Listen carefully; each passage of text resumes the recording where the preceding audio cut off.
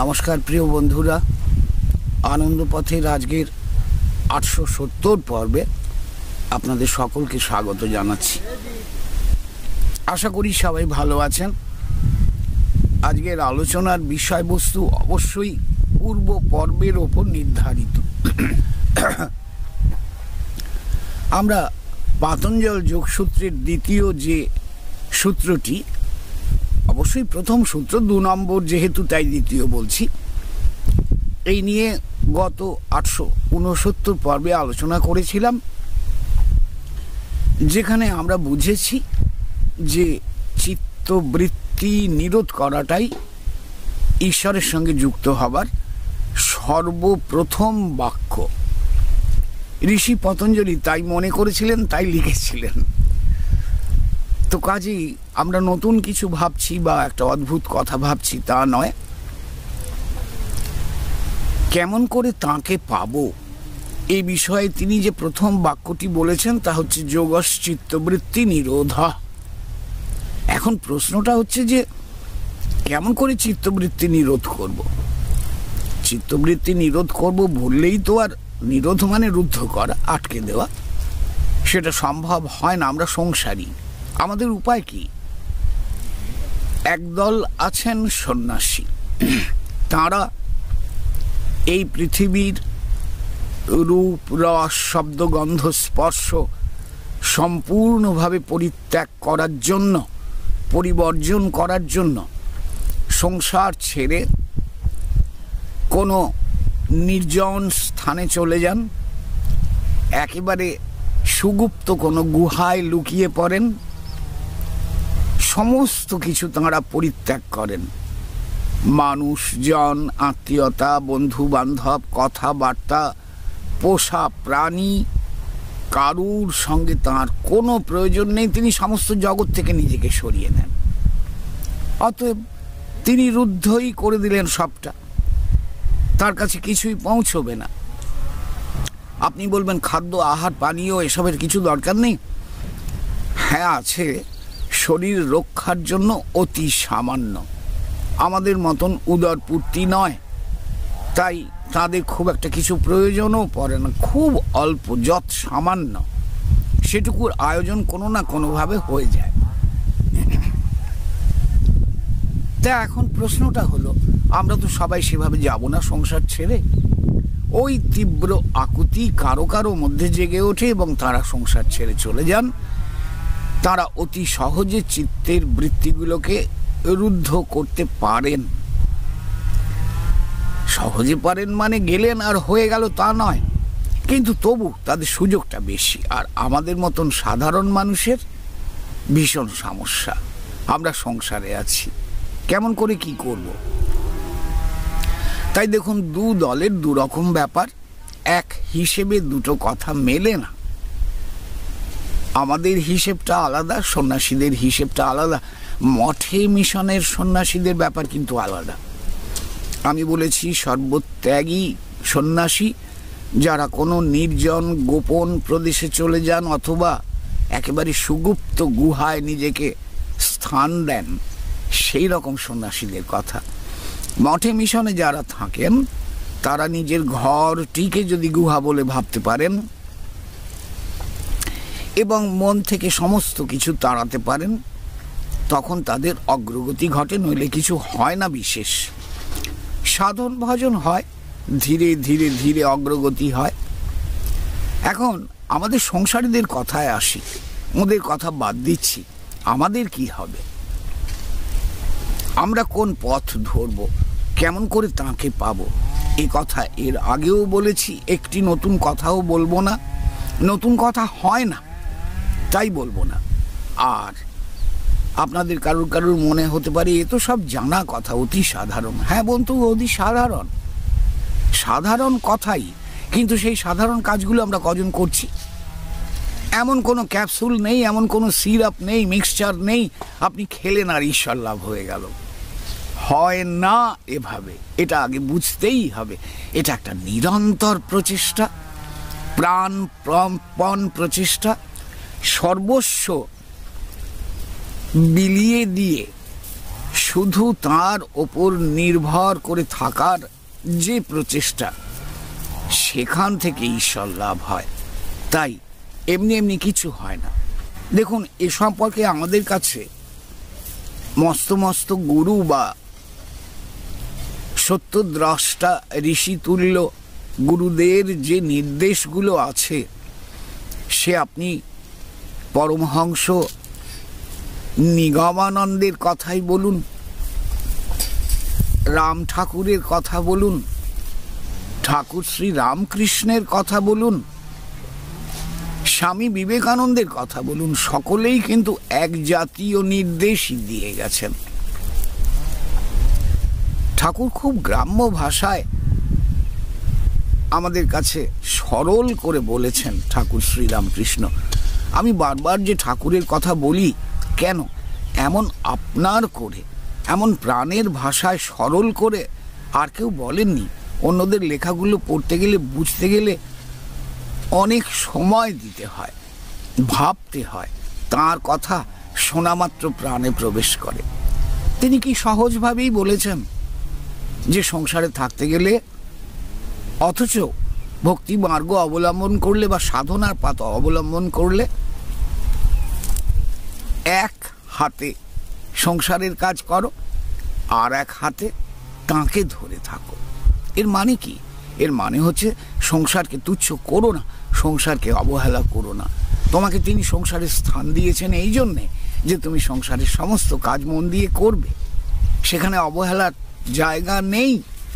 তুমি যদি ভাবো আমি খুব ধার্মিক হয়ে গিয়েছি, আমি ধর্মপথ নিয়েছি, সংসার ফংসার চুলোয় যাক, হয় না বন্ধু। আবার আপনাকে ওই সংসারের বন্ধনে ওতপ্রোতভাবে জড়িয়ে যেতে হবে। তাই ওইটুকু কর্ম যখন তিনি নির্দিষ্ট করেছেন, ওই কর্মটুকু করতেই হবে। এটা একটা দরকারি ব্যাপার, কিন্তু দুহাতে নয়। অর্থাৎ অর্ধেক অর্ধেক ভাগ করুন। আপনার সময় যতটুকু আছে, যদি ধরি সব মিলিয়ে আপনি দিনে 14 ঘন্টা সময় পান, 8 ঘন্টা কি 6 ঘন্টা ঘুমের জন্য, 4 ঘন্টা শরীর রক্ষার অন্যান্য কাজের জন্য, তাহলে আপনাকে 10 ঘন্টা বাদ দিয়ে 14 ঘন্টার মধ্যে 7 ঘন্টা যদি সংসারের কাজ করতে হয়, আর 7 ঘন্টা যদি তাঁর জন্য কাজ করেন, সেটাই হবে আদর্শ ব্যাপার। হ্যাঁ, আদর্শ ব্যাপার। ঠাকুর অন্তত তাই বলেছেন। তাহলে আমাকে কি করতে হচ্ছে? তিনি বলছেন, তিনি নিজেও যা করেছেন। শ্রী শ্রী রামকৃষ্ণ কথামৃত যারা পড়েননি তারা জানেন না, পড়লে জানতে পারবেন। ঠাকুর ভোরবেলায় ঘুম থেকে উঠে পড়তেন, অতি ভোরে, অন্ধকার তখনও কাটেনি।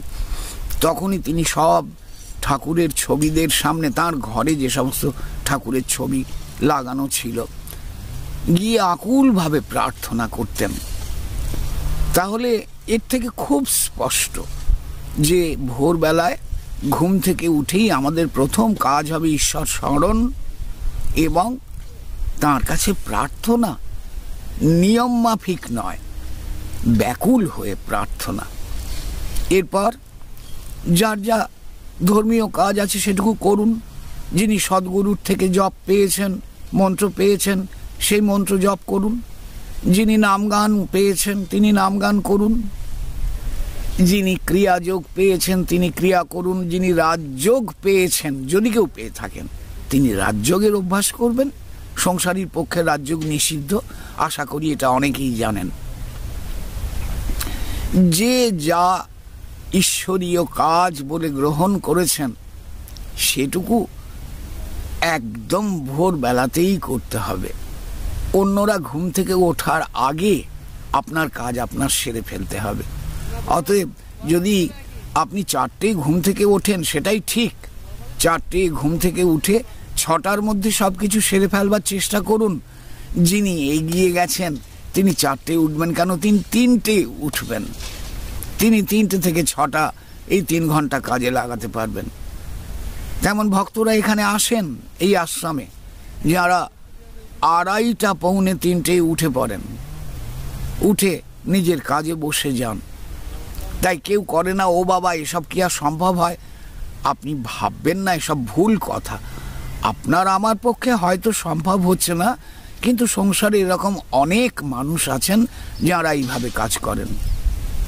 এরপরে আপনি 6টা সাড়ে 6টার মধ্যে কাজ শেষ করে সংসারের জন্য দায়িত্ব পালন করুন, যা যা দরকার সব করুন, কিছুতে ফাঁকি দেবেন না। সারা দিন সর্বক্ষণ তার নামটি মনের মধ্যে রাখুন, যেন আপনার মনের মধ্যে সর্বক্ষণই ওই একই চিন্তা চলতে থাকে, একই ভাবনা চলতে থাকে। কেন এ কথা বলছি? একই ভাবনা একই চিন্তা কেন মনের মধ্যে রাখবো? তা না হলে যে তাকে ভুলে গেলাম, আমার সুরটি, আমার তাল লয় যে কেটে যাবে। তাই তার সঙ্গে আমার প্রতি মুহূর্তে এক ছন্দবদ্ধ আয়োজন দরকার, সম্পর্কের আয়োজন। আমি তোমায় ভুলতে চাই না, তুমি আমায় ভুলিয়ে দিও না, তোমার মোহিনী মায়ায় আমাকে মোহিত করে দিও না, এই প্রার্থনাও তো করতে হবে। এইভাবে সারাদিন কাটান।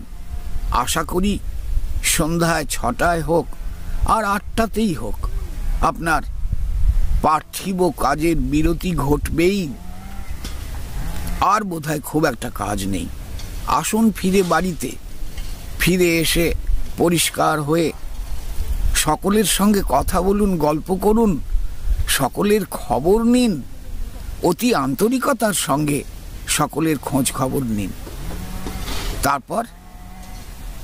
তারপর যদি প্রয়োজন হয় যে এক্ষুনি আমাকে খেয়ে নিতে হবে, খেয়ে নেবেন, তাতেও অসুবিধে নেই। খেয়ে নিয়ে কি করবেন? ঘুম চলে আসবে তো আপনি বলবেন আমি তো খেলেই আমার ঘুম চলে আসবে। হ্যাঁ হ্যাঁ, ঘুম আসতে পারে, কিছু যে অসুবিধে আছে তা নয়। যদি এইরকমই শারীরিক ক্লান্তি থাকে, তার নাম স্মরণ করতে করতে ঘুমন। সে নিদ্রাটিও যেন তার কোলে আশ্রয় নেওয়া হয়, এইভাবে ঘুমন। তারপর উঠে পড়ুন না 3টেতেই, কি 3:30 কি 4টে কি 4:30, অন্তত এইভাবে চেষ্টা করুন। যে যেভাবে পারেন সর্বক্ষণ তার জন্য ব্যাকুল হওয়াটাই হচ্ছে সবচেয়ে বড় কথা। ব্যাকুলতা থাকলে কাজ হবেই হবে। ঋষি পতঞ্জলি বলছেন সুন্দর একটি আসন করতে হবে, সে আসনে তুমি যে বসবে, সে আসন তোমার আসন, মানে যোগাসন। সে আসনটি তুমি, অর্থাৎ পদ্মাসন, সুখাসন, বীরাসন, এইসব আসনের কথা বলছি, সে আসনটি তুমি হেলায় ভাঙবে না। অর্থাৎ কিনা পায়ের যন্ত্রণা হচ্ছে, ঝিনঝিনি ধরে গেল, কষ্ট হচ্ছে, এসব করে আসন ভেঙে ফেললে আর কাজ হয় না। যেই আপনি পা নাড়াবেন বা পাটা বদল করবেন, আপনার মনোযোগ নষ্ট হয়ে যাবে এবং আর কাজ হবে না। তাই এটা মনে রাখতে হবে। দ্বিতীয় ব্যাপার প্রাণায়াম। প্রাণায়াম মনকে বহির্মুখী না করে অন্তর্মুখী করে। যে গুরুর কাছে যে প্রাণায়াম পেয়েছেন, আসনে বসার পর আন্তরিকভাবে সেই প্রাণায়াম করুন। প্রাণায়ামে আপনার মন শান্ত হয়ে যাবে। তারপর মনকে জগতের সমস্ত বিষয় থেকে তুলে এনে এবার ইষ্টে মন দিন, মন্ত্রে মন দিন। মন্ত্র তিনিই, জপে মন দিন, সব কিছু তাঁর। এটা মনে রাখতে হবে, যেভাবে আপনি যেটুকু কাজ করছেন তার জন্যই করছেন। মন্ত্রও তিনি, নামও তিনি, আবার আপনার ইষ্ট তো তিনি বটেই। না আমার নামই অভেদ বলা হয় না। কাজেই চিন্তার কিছু নেই। দৃঢ় হয়ে আসনে বসে প্রাণায়াম করুন। প্রাণায়ামের শেষে গুরু প্রদত্ত মন্ত্র বা নামে ডুবে যান বা ধ্যানে ডুবে যান। চেষ্টা তো করুন মনটাকে সব বিষয় থেকে সরিয়ে নেওয়াকে। ঋষি পতঞ্জলি বলেছেন প্রত্যাহার। সেই প্রত্যাহারও করতে হবে আপনাকে। সকলে তো যোগের পথে হাঁটছেন না, তাই আমি এগুলো আলাদা আলাদা করে আলোচনা করছি না। প্রত্যাহারের পর আপনি অবশ্যই ধ্যানে ডুবে যাবেন, এটাই স্বাভাবিক। ধ্যান, আর ধ্যান যদি একবার জমে যায়, নাম যদি একবার জমে যায়, মন্ত্র জপে যদি আপনি নিজেকে একবার ডুবিয়ে দিতে পারেন, তখন আপনি তাকে ধারণ করার উপযুক্ত হচ্ছেন। তখন তিনি আসবেন। আপনার হৃদয় মন্দির বা কুটস্থ চৈতন্য ততক্ষণে পরিশুদ্ধ হয়েছে, এইবার তিনি আসবেন। এই হচ্ছে উপায় বন্ধু। তো কাজেই কি করব, এ কথার উত্তরে মেডিকেল শপের থেকে 2টো ক্যাপসুল কিনে এনে খেলে হবে না। আপনাকে অবশ্যই আন্তরিকভাবে দিনের পর দিন চেষ্টা করতে হবে।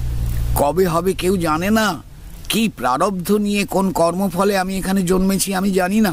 তবে এইটুকু বলতে পারি, আমার মধ্যে শুভ বুদ্ধির উদয় যখন হয়েছে, তিনি যখন তাঁর চিন্তা আমাকে দিয়েছেন, তাহলে এতটুকু হলেও আশা আছে কাজ হবে। তা নাহলে তিনি আমার মধ্যে এই চিন্তা দিতেন না। তাই হতাশ হবেন না। কবে হবে ভাববার দরকার নেই, যবে হবে হবে। আমার কাজ তো আমি করে যাই। পরিপূর্ণভাবে তার কাছে আত্মসমর্পণ করুন আর প্রার্থনা করুন। এই কাজগুলো করুন, আপনি নিশ্চয়ই ঈশ্বর লাভ করবেন, তাঁর আশীর্বাদ পাবেন।